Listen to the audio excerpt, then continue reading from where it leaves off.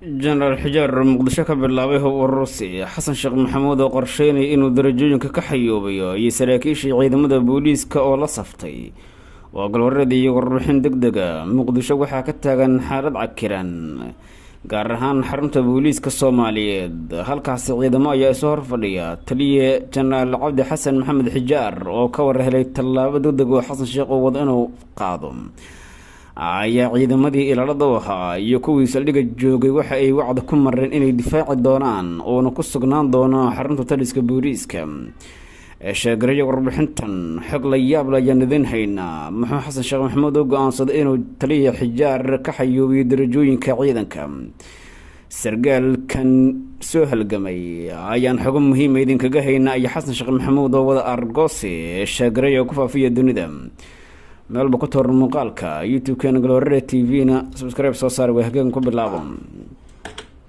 taliyaha ciidamada xoogga dalka soomaaliya jenaraal cabdi xasan maxamed xijaar ayaa xogo muhiima oo helnay waxa ay sheegayaan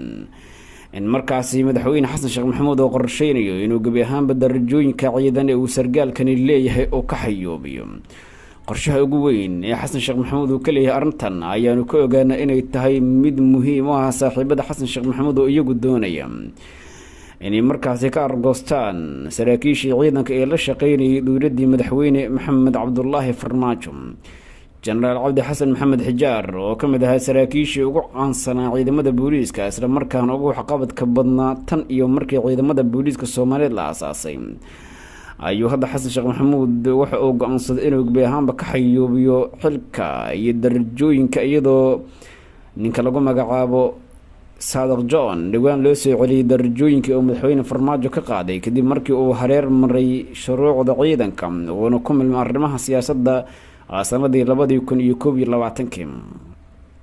waxaan idin haynaa xog muhiima oo ku saabsan tallaabo ay qaadeen ciidamada booliiska oo ka warhelay qorshahan uu abaabulayo madaxweyne xasan sheekh maxamuud ayna ugu garbeynayaan saaxiibada fila soomaaliya la jooga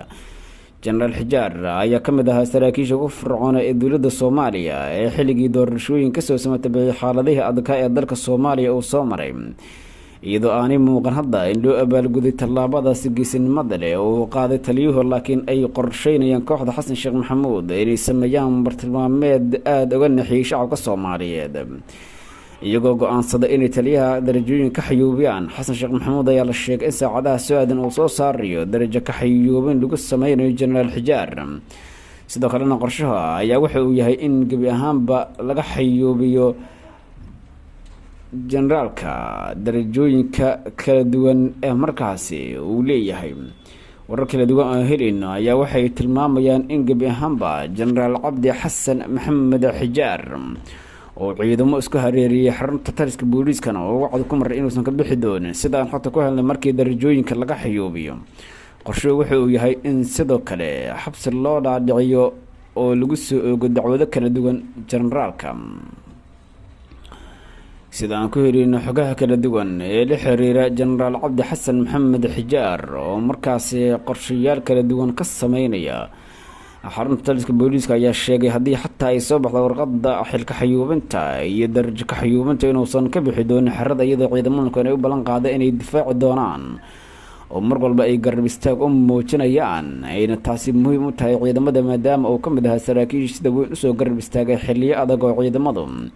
ay duruufo kala duwan haysteen shagariyo xogaan qaybta falan guriga garabtiin tan iyo kulanti dambe nabadgeliyo